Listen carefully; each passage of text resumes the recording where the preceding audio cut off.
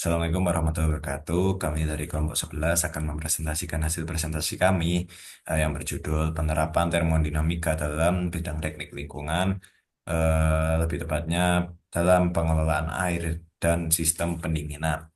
Sebelumnya, perkenalkan saya Kevin Azura Azhar dengan NIM akhir 041 dan teman saya Nadia Faradila Permatasari dengan NIM akhir 043. Nah, kemudian saya akan menjelaskan tentang kondensasi dan evaporasi.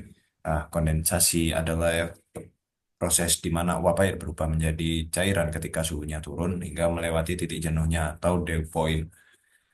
Kemudian proses ini biasanya melibatkan pelepasan energi panas dalam bentuk panas laten ke lingkungan. Dan evaporasi adalah proses di mana air cair berubah menjadi uap dengan penyerapan energi panas. Proses ini terjadi pada permukaan cairan dan membutuhkan energi dalam bentuk panas laten penguapan. Nah, kondensasi dan evaporasi adalah dua proses yang saling melengkapi dalam siklus pengelolaan air dan energi. Nah, selanjutnya yang poin yang akan kami bahas di presentasi kali ini adalah desalinasi dan pendinginan.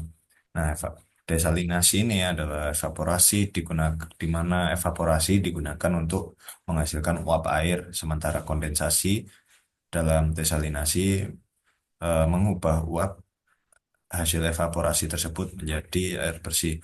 Kemudian ada pendinginan. Pendinginan ini yang akan dijelaskan oleh teman saya, yaitu di mana evaporasi membantu membuang panas dari suatu sistem dan kondensasi sering digunakan untuk menghilangkan kelembapan. Desalinasi merupakan solusi penting untuk memenuhi kebutuhan air bersih, terutama di wilayah dengan ketersediaan air tawar yang terbatas seperti di pesisir. Kemudian prinsip termodinamika seperti evaporasi dan kondensasi sangat penting dalam proses ini. Nah, berdasarkan jurnal yang saya dapatkan, yang ditulis oleh Abdullah tahun 2015, di sini terdapat diagram penggunaan air. Itu ada air laut 59%, air payau yang digunakan 22%, dan lainnya 41%. Nah, ini merupakan diagram air yang digunakan oleh masyarakat secara global. Nah, teknologi desalinasi yang telah diterapkan terdiri dari 68% itu menggunakan desalinasi membran. Kemudian yang 30% menggunakan teknologi desalinasi termal atau panas. Dan sisanya 2% menggunakan teknologi lainnya. Nah, yang di sini apa itu desalinasi? Desalinasi terbagi menjadi dua. Pertama ada termal. Desalinasi termal bekerja dengan memanfaatkan panas dengan mengubah air umpan menjadi uap sehingga menghasilkan air bersih setelah proses penguapan. Kemudian ada desalinasi membran seperti reverse osmosis menggunakan membran semi-permeable untuk menyaring air umpan, memisahkan garam dan kontaminan sehingga dapat menghasilkan air tawar. Nah, yang saya akan jelaskan di sini adalah desalinasi termal dengan proses multi-stage flash atau MSF. Yang pertama di sini ada gambar tabung, di mana air laut sebelumnya dipanaskan hingga mencapai suhu maksimum yang dapat dicapai oleh alat atau unit operasi. Kemudian air laut panas kemudian dilepaskan ke dalam ruang dengan tekanan yang sedikit lebih rendah dari tekanan uap air jenuh. Kemudian pada kondisi ini sebagian air laut menguap menjadi uap air atau steam. Nah, uap ini kemudian melewati eliminator kabut untuk memisahkan tetesan air yang mungkin terbawa. Selanjutnya, uap tersebut dikondensasikan di permukaan laut luar tabung perpindahan panas ini. Nah, proses kondensasi ini menghasilkan tetesan cairan yang terkumpul sebagai air tawar panas di dalam penampung sini. Nah, peran termodinamika di sini yaitu pada perubahan fase, ya- yaitu di evaporasi dan kondensasi. Kemudian ada efisiensi energi dalam setiap tahapnya. Selanjutnya akan dijelaskan oleh teman saya. Baik, selanjutnya itu ada prinsip kerja dari sistem pendinginan. Sistem pendinginan umumnya bekerja berdasarkan prinsip termodinamika, khususnya hukum kedua termodinamika yang menyatakan bahwa panas akan mengalir dari benda dengan suhu tinggi ke benda dengan suhu rendah. Untuk melakukan ini, sistem pendinginan menggunakan zat pendingin refrigeran yang memiliki kemampuan untuk berubah fase dari cair ke gas dan sebaliknya. Next.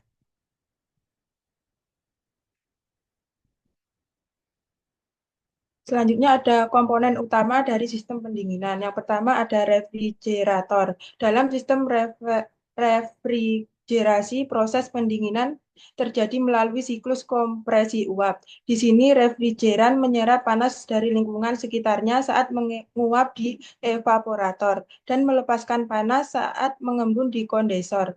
Proses ini mengikuti hukum termodinamika yang menggambarkan bagaimana energi dapat dipindahkan dan diubah bentuknya. Selanjutnya ada komponen sistem. Komponen sistem ini merupakan sistem pendinginan yang terdiri dari beberapa komponen penting seperti kompresor, kondensor, katup ekspansi, dan evaporator. Setiap komponen memiliki fungsi spesifik dalam menjaga efisiensi sistem dan memastikan bahwa proses pendinginan dapat berlangsung dengan baik. Next. Selanjutnya, aplikasi sistem pendinginan dalam teknik lingkungan. Yang pertama itu ada pendingin ruangan atau AC, menggunakan siklus kompresi uap untuk menyebarkan suhu rendah di lingkungan sekitarnya. Refrigeran mengalir melalui sistem menyerap panas dari udara dalam ruangan dan melepaskannya keluar.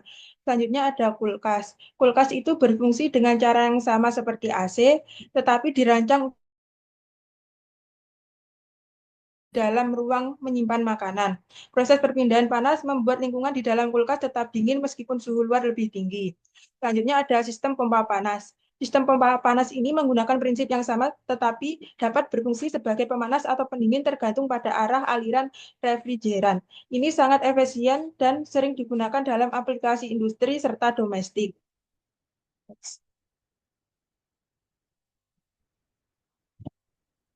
Kesimpulannya yaitu penerapan prinsip termodinamika dalam teknik lingkungan memberikan kontribusi signifikan khususnya dalam pengelolaan air dan sistem pendinginan. Dalam pengelolaan air, termodinamika digunakan untuk meningkatkan efisiensi proses seperti destilasi, osmosis, dan pengelolaan air limbah dengan fokus pada pengendalian transfer energi dan optimasi penghilangan polutan. Sementara itu, pada sistem pendinginan, termodinamika menjadi dasar operasional untuk alat seperti heat exchange dan sistem refrigerasi yang berperan penting dalam menjaga suhu stabil pada proses industri dan fasilitas lingkungan. Penerapan ini tidak hanya meningkatkan efisiensi energi, tetapi juga mendukung keberlanjutan lingkungan dengan mengurangi dampak negatif terhadap ekosistem dan jejak karbon. Ini merupakan sumber referensi yang kita ambil. Next. Hmm, Sekian presentasi dari kelompok 11, kurang lebihnya mohon maaf. Wassalamualaikum warahmatullahi wabarakatuh.